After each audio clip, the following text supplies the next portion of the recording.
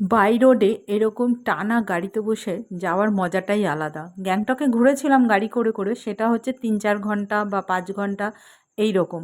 কিন্তু এই জার্নিটা কিন্তু ১৭ ঘন্টার জার্নি, বুঝতে পারছো তো কত, মানে কতক্ষণের জার্নি, এটা বুঝতেই পারছো। তো দেখো সেই জার্নিটা কিন্তু আমরা এরকম হাসতে হাসতে কাটিয়েছি সারা গাড়িতে, এনজয় করতে করতে। সত্যি, ঘুরতে যাওয়ার সঙ্গী সাথীরা যদি মজাদার না হয় তাহলে ঘোরাটা কিন্তু ভালো হয় না। এটা কিন্তু একদম বাস্তব কথা। তো মন খোলা মানুষ না হলে ঘুরে কিন্তু পোষায় না। তা আমাদের ফ্যামিলিতে প্রত্যেকেই আমরা এরকম হৈ হৈ করতে ভালোবাসি। তো দেখতেই পাচ্ছ, আমরা প্রচণ্ড হাসাহাসি করে সময়টাকে এত এনজয় করেছি কি বলবো। বাইরের ভিউ দেখতে দেখতে, গরম যতই থাক আর যতই রোদ থাক, মানে যতই কষ্ট হোক না কেন, আমাদের কিন্তু ভীষণ মজা করে এই জার্নিটা হয়েছে। খুব ভালো লেগেছে এই ঘুরে আসাটা। প্রত্যেকে কিন্তু ভীষণ ভীষণ মজা করেছি। আর বাইরের ভিউগুলো দেখতে দেখতেই এগোচ্ছি। সামনে ভাইকে বসিয়েছি। এক এক সময় এক একজন আমরা সিট চেঞ্জ করেছি, কিন্তু আমি আর আমার বোন বেশি চেঞ্জ করিনি। আমরা জানলার পাশটায় বসতেই বেশি কমফোর্টেবল। অ্যাকচুয়ালি আমার ভয় ছিল যে আমার যদি বমি হয় বা কিছু, এই কারণে। কিন্তু এই জার্নিতে কিন্তু সেরকম কোনো ফিলিংসই হয়নি। তো দেখো, আমার বোনের বরকে আবার মাঝখানে নিয়ে চলে এসেছি, দাদাভাই পিছনে চলে গেছে। প্রথমে দাদাভাই ছিল মাঝখানে, সেটা নিয়েই হাসাহাসি চলছে আর কি। আমরা দুই বোন আর কি রিল্যাক্স করে বসছি, পা উঠিয়ে। আমার বোনকে দেখতেই পাচ্ছ, পা তুলে বসছে। আর যে মাঝখানে বসছে সে একদম ঘুজুমুজু হয়ে বসছে আর কি ওরা। তা আমি বললাম যে অত ঘুজুমুজু হয়ে বসতে হবে না, তুই রিল্যাক্স করেই বস। তো মিষ্টি খাওয়ার গল্প চলছে এখানে আর কি। আমার মেজ বোনের বর প্রচণ্ড মিষ্টি খেতে ভালোবাসে। সব মিষ্টির দোকানের কোথায় কোথায় মিষ্টির দোকান আছে না আছে ও সব নাম বলছে। সেটাই বলছি, পুরীতেও নাকি এরকম সমুদ্রের পাড়ে নাকি মিষ্টির দোকান, মিষ্টির দোকান নয় সরি, মিষ্টি নিয়ে নাকি বিক্রি করে। তোমরা কি খেয়েছো জানিও তো। আমি তো পুরী গেছি, আমি তো পাইনি। তা সেটাই বললাম, তুই মিষ্টির দোকান মানে মিষ্টির খবর ঠিক রাখিস, কোথায় কোথায় মিষ্টি পাওয়া যায় না যায়, সেগুলো নিয়েই হাসাহাসি চলছিল। তো দেখতেই পেলে যে সকালে চা, তারপরে যারা যারা টিফিন খেলো, খেয়ে ঠেয়ে আমরা কিন্তু গাড়িতে আবার উঠে পড়েছি, আবার চলতে শুরু করেছি। এরকম ২ ঘন্টা ২.৫ ঘন্টা গাড়ি যাওয়ার পর পর, মানে যতক্ষণ চলছে চলার পরে কিন্তু আবার রেস্ট দেওয়া হচ্ছে, গাড়িকেও রেস্ট দেওয়া হচ্ছে। আর যে দাদাভাই চালাচ্ছে, সত্যি তাকে সেলুট জানাতে হয়। এতটা রাস্তা সে টানা কিন্তু চালিয়ে গেছে। আর ভীষণ ভীষণ ভালো মনের মানুষ, আমাদের সাথে হৈ হৈ করে সেও সময় কাটিয়েছে এবং এনজয় করেছে আর কি সময়টাকে। আর সত্যি কথা, এরকম যদি সবাই না থাকি গাড়ির মধ্যে এনজয়ের লোক, তাহলে তো গাড়ি চালিয়েও মজা পাবে না। আর বাইরে দেখো কি ধুলো উঠছে, প্রচণ্ড ধুলো উঠছে। সেটাই বলছিলাম যে গাড়ির কাছটা একটু ভেবেছিলাম নামাবো, যে বাইরের হাওয়াটা নেবো আর কি, প্রকৃতির হাওয়াটা নেবো। একভাবে টানা এসির মধ্যে বসে রয়েছি, কিন্তু এত ধুলো উঠছে আর এত রোদের হলকা, কাঁচ নামালেই মনে হবে মুখ টুক পুড়ে যাবে আর ধুলোতে ধুলো হয়ে যাবে গাড়ির ভেতরে। তো সেই জন্য আর তখন আর নামাইনি আর কি। তা বললো পরে নামিয়ে, বললো ঠিক আছে। তো হাসাহাসি প্রচুর গল্প চলছে বিভিন্ন, সবাই সবাইকে লেগ ফুল করছে আর কি। এ ওর পেছনে লাগছে, সে তার পিছনে লাগছে, এই করে করে হাসতে হাসতে কিন্তু বেশ সুন্দর সময়টা কাটছে।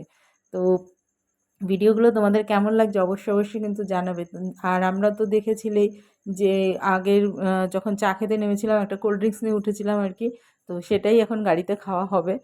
আর ২-৪টে প্লাস্টিকের গ্লাসও নিয়ে এসেছিলাম। আর না, মানে ঢালতে গিয়ে তো সবার ওষ্ঠাগত প্রাণ, কারণ গাড়িতে রয়েছে, জার্কিং তো একটু হচ্ছেই। তো গায়ে যদি পড়ে তা আস্তে আস্তে ধীরে ধীরে, সেটাই আর কি অল্প অল্প করে সবাই কে দেওয়া হচ্ছে খাবে বলে। আর যে দাদাভাই গাড়ি চালাচ্ছে সে প্রথমে না করছিল, যেহেতু স্টিয়ারিং হাতে রয়েছে, বলছে আমি কিন্তু মুখ দিয়েই খাবো, কারণ দুটো গ্লাস দিয়েছে, আমরা সবাই করে করে খাচ্ছিলাম। আমরা বললাম যে কোনো ব্যাপার না, তুমি আস্তে আস্তে মুখ দিয়েই খাও, কারণ তুমি তো গাড়িটা চালাচ্ছ না, তোমাকে তো সেইভাবে বুঝেই চালাতে হবে। করে খেতে গেলে চোখটা সরালেই তো মুশকিল হয়ে যাবে, যেহেতু রোডে একদম হাই রোডে রয়েছি আমরা। আর সেই সবাই একটুখানি অল্প অল্প করে খেয়ে নিচ্ছে, আর আমরা কিন্তু বোতলটা নিয়ে বসেছি। এবার আমি কিন্তু করেই খেয়ে নেবো, আমি বললাম আমার আর গ্লাস লাগবে না। যাই হোক, গাড়িটাকে মনে হচ্ছে যেন সংসার পেতে নিয়েছি, গাড়ির ভেতরে সব কিছু নিয়ে উঠেছি আমরা। দেখতেই পাচ্ছ চারিদিকে ব্যাগ ঝুলছে, এটা ঝুলছে ওটা ঝুলছে। কি আর বলবো, যা আমরা মেয়েরা যা হয় আর কি, মানে সব কিছু নিয়ে উঠে পড়ি, কোনো কিছুর জন্য যেন অসুবিধা না হয়। এটা আনিনি ওটা আনিনি, যে সেটা যেন না হয়।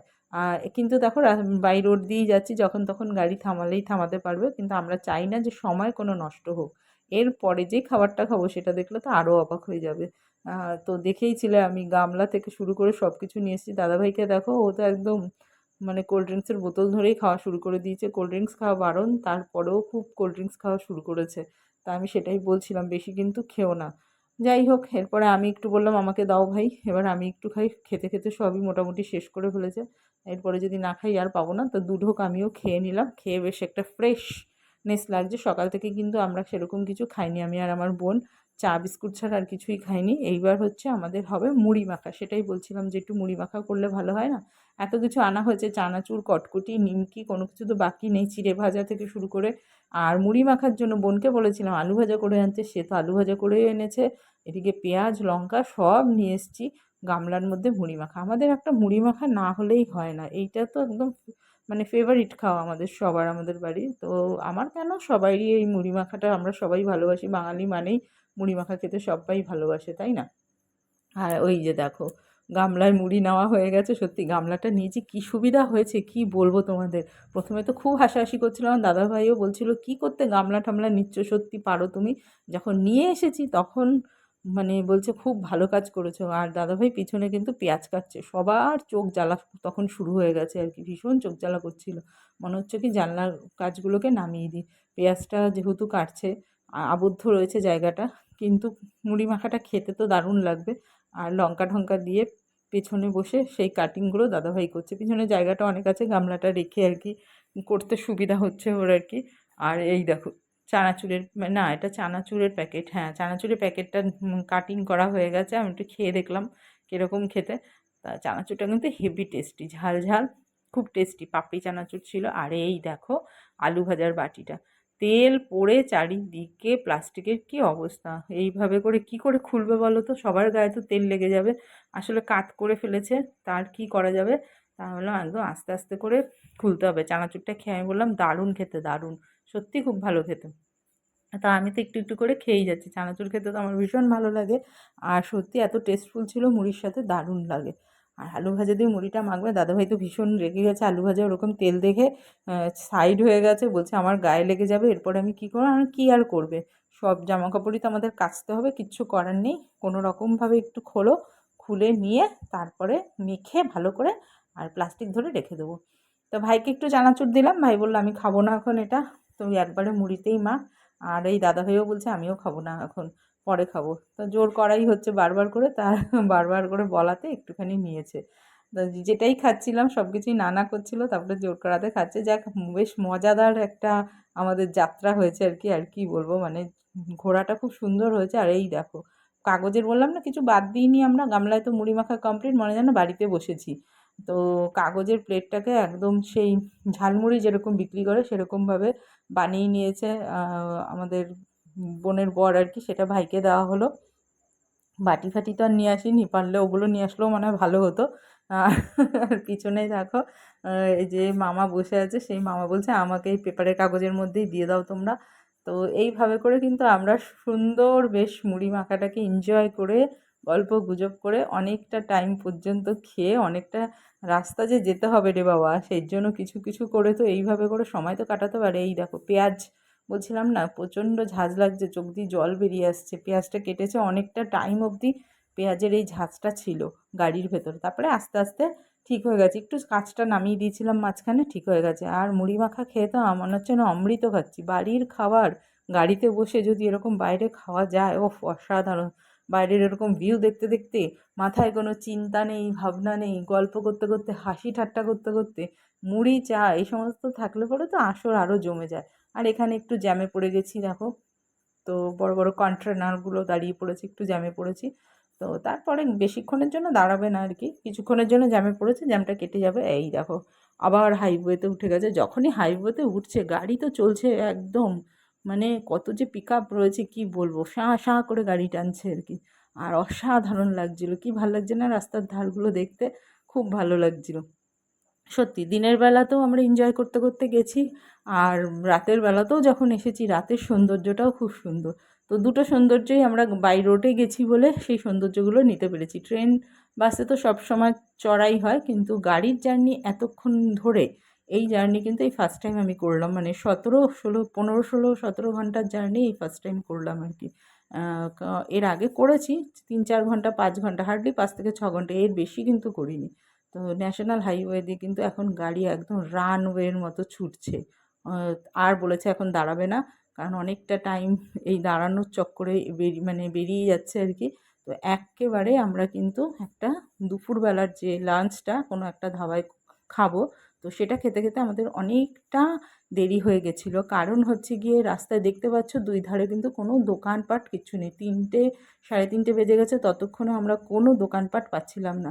তো সেটাই বলেছিলাম যে দোকান মানে খাবারের কোনো কিছু পেলে পরে ধাবা ঠাবা যাই পাও না কেন। আর আমার বোনকে দেখো কাত হয়ে শুয়ে পড়েছে, ওর আর ভাল লাগছে না।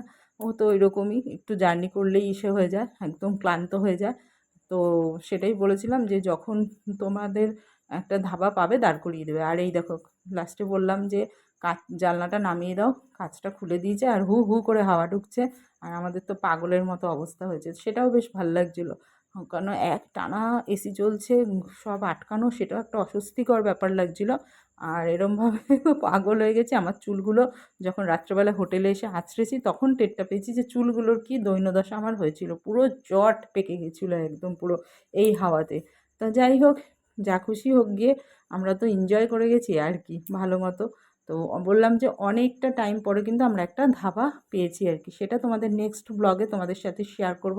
কারণ এত বড় ভিডিও হয়ে যাবে যদি আরও আমি অনেক কিছু শেয়ার করতে যাই। আর সারা রাস্তা আমরা কিভাবে এনজয় করলাম, কিভাবে আনন্দ করলাম, অবশ্যই অবশ্যই কিন্তু একটার পর একটা ব্লগ তোমরা দেখতে থাকো, সেগুলো জানতে পেরে যাবে।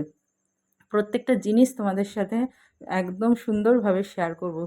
আর দেখো রাস্তাঘাটে একটা কিন্তু দোকানপাট নেই, অনেকটা যাওয়ার পরে দোকানপাট আর কি পাওয়া গেছে।